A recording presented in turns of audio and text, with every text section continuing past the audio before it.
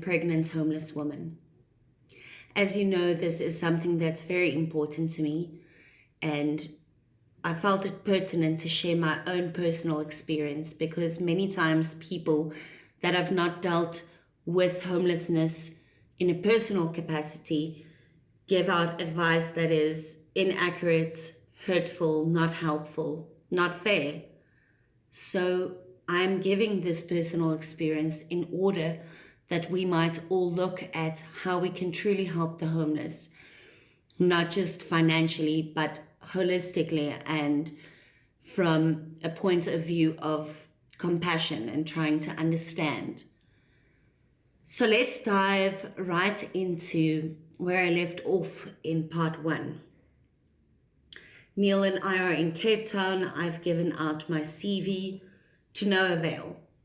Nobody's called me back, and now we're living in a backpackers in Sea Point. Neil has his job at Soul Saloon, and it's sustaining us with the essentials, food, toiletries, but we're not able to pay the rent for the backpackers where we're living. We're also not able to save enough money for a deposit for a flat to rent our own apartment. So things are just devolving. And at some point, just before we become homeless, because we see this is happening, we're giving as security to this backpackers a camera, etc., electronic devices, just as a security, but we're not able to come up with money to pay them. So I tell him, I don't want to go back, and I know we've been fighting this fight to keep me out of the strip club, but I don't really see another option. After 3 weeks of actively looking for work, nobody calling us, I think let's call it a day. I want to go dance tonight. And that, in and of itself, that was a very hard decision for me to make. But I didn't want to be homeless. And I felt that of his 13 guitars, he sold 11. I didn't want to lose more stuff, and I didn't want to be homeless. So I saw he was unhappy. But he did say, okay, go. So that night, I got in a taxi. I asked the taxi, please take me to a strip club, which he did. And at the door, I just asked for work. I didn't have any more stripper heels or stripper clothes. I'd let go of that stuff because in Pretoria, I'd already stopped dancing. I was always in the cycle of trying to quit dancing. And in part 1, I explained why it's so difficult. You don't have a CV. When you don't get work, you remember, wow, the money's good, let me go back. There's some sort of security in the strip club because you know you will be making money. And a lot of the people, even if whatever their intention might be, they feel like family, especially if you feel alone and you feel like you don't have a support system. So that night, I got there and I'm starting to get ready, putting on my makeup, and I get a call from Neil. And he tells me that he's going to kill himself. And I lose it. And I'm like, what do you want us to do? Like, we're struggling. Must I leave here now? Please. And I'm begging and I'm pleading, and the conversation is just getting worse and worse. And he ends the call, and I'm like, I have to go. I tell the people, I'm sorry, I can't be here. Bye. So just that money that I even spent to get there with the taxi, and then money to get back to Sea Point. Nobody understands when you don't have money, a little bit of money is a lot. But it was a no-brainer. I loved Neil. It was a no-brainer. So I just left and I went back and I get to our apartment. He puts his phone off. I get to the apartment. He's not there. And I start walking around in Sea Point. It's a very rocky place. So there was this outlook point where you walk into basically the rocks, and they built like a bench there. People sit and chill there, look out at the ocean, etc. And he's not there. And I get a call again. As soon as I walk back to our place, and I'm like frantic, I'm beside myself, I get a call. I'm at the waterfront. So then I go to the waterfront. It's just, yeah. So I get there, we talk about things, and he's like, I don't want you to go back. I don't care what's going to happen to us. I love you, and I don't want you to go back. So I don't go back. And we did become homeless. Say 2 or 3 days later.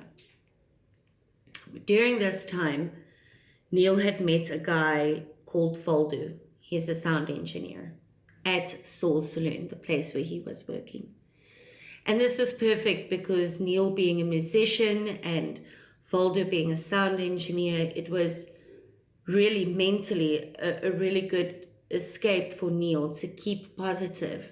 Talking about music with somebody that went to Soul Saloon every night to have a beer, because he stayed with his parents, and his parents' place was like a block away from Soul Saloon. So that was good because Neil's mental state, as was mine, was not good at that point. It's never a good thing to feel like you're going to become homeless, because both of us had so much ambition for our lives at that point, and that were things that we wanted to do and things that we were busy with and working on. We couldn't stay with Voldu because Voldu was living with his parents. But what was great about Voldu was that he said that we could keep some of our stuff that we'd brought down with him, because we both had big bags full of clothes. And when you're homeless, you can't walk around with like a suitcase. You want to look like you're a tourist, because that's another thing about being homeless is a lot of times why homeless people don't get jobs is because they've been in that area where they were homeless for so long that a lot of the owners and managers of establishments recognize them, and their patrons recognize them. So owners of establishments don't want to give employment to people who had been known to be homeless in a certain area, because they feel that it makes their business look bad. So they don't give the homeless jobs because they're scared of their customers' perception. And that's part of what I want to try to change with this series. So I didn't want to look homeless. He didn't want to look homeless. Also, you want to be mobile because you're walking around most of the time.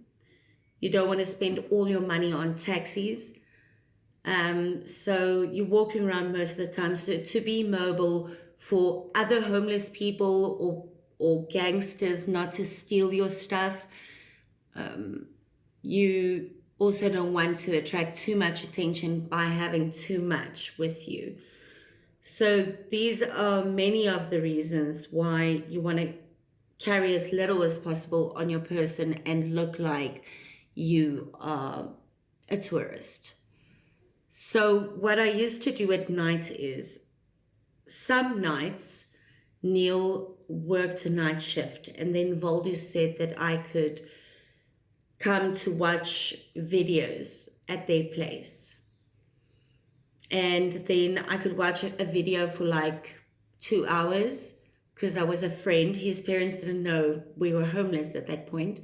And then for the rest of the time, I was just staying close to Saul's Saloon, loitering. It's a thing in Cape Town.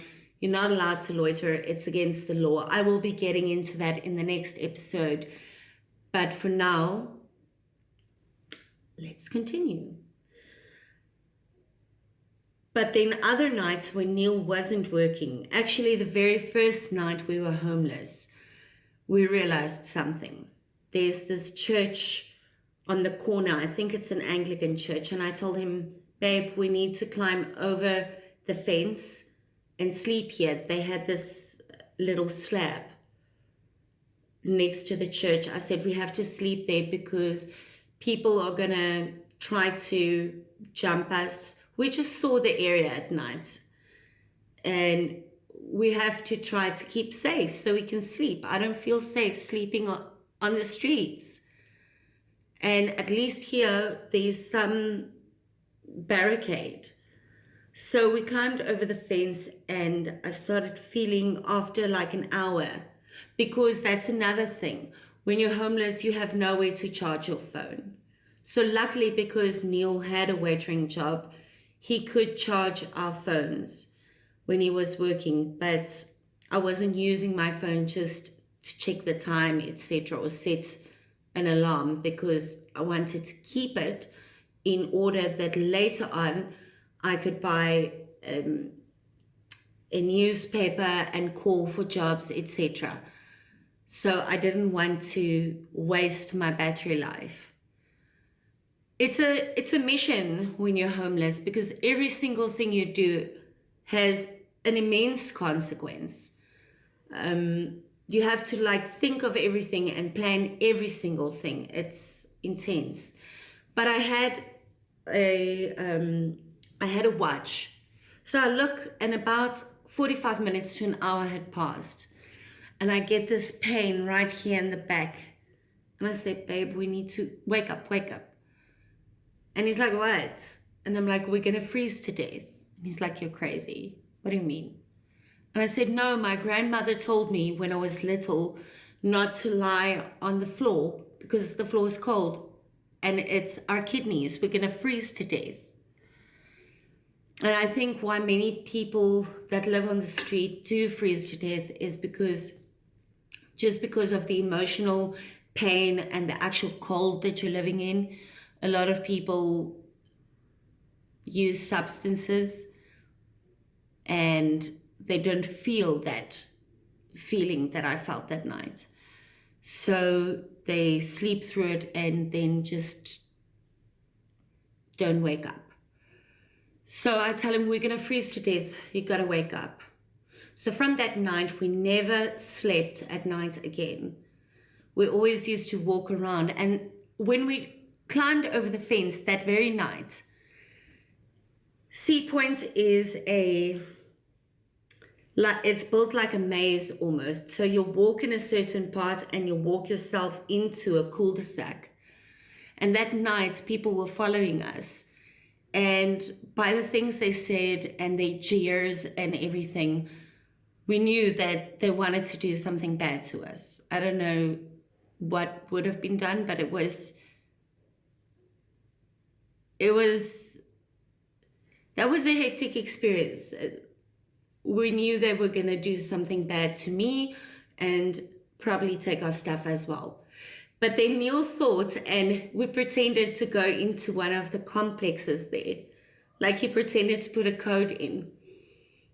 And they left. Thank God. God was on our side that night. And so from that night, we never slept during the night. We always used to go to fuel stations and buy coffee and just stand close to the fuel station. So a lot of our money went to that because you can't stand at the fuel station, again, loitering, if you don't support them. So a lot of our money went to buying coffee. It was April, so it started becoming cold, and just staying close to the garages. And during the day when Neil worked, there was this, we were basically based in Sea Point because that's where his work was. So we were always walking around there. And it's more of a bustling part than, say, Camps Bay or Clifton. So we were stationed, if you want to call it that, in Sea Point. However, I used to walk from Sea Point every day to Clifton because I went to sleep there. Also, days that he was off during the day, he came with me, and there was almost like this cave thingy. It's like rocks that's overhung like that, and we used to sleep there because also, again, I know what society is like to people that look like they are weathered and they've been living outside. So I didn't want my skin to start looking that way. And also I wanted some seclusion and safety. So I pretended to be a tourist and I went to sleep there every day. And that's another thing about being homeless. People are always like, why do they sleep during the day? Well, numerous reasons. One of them being that you have so much keeping you awake during the night. Other people that want to rob you, rape you, the cold, that sleeping during the day is the safest option, which is sad because that's when you have to go for job interviews, etc. And also hygiene is such an issue, but I will be getting into that in the next episode. As you all know,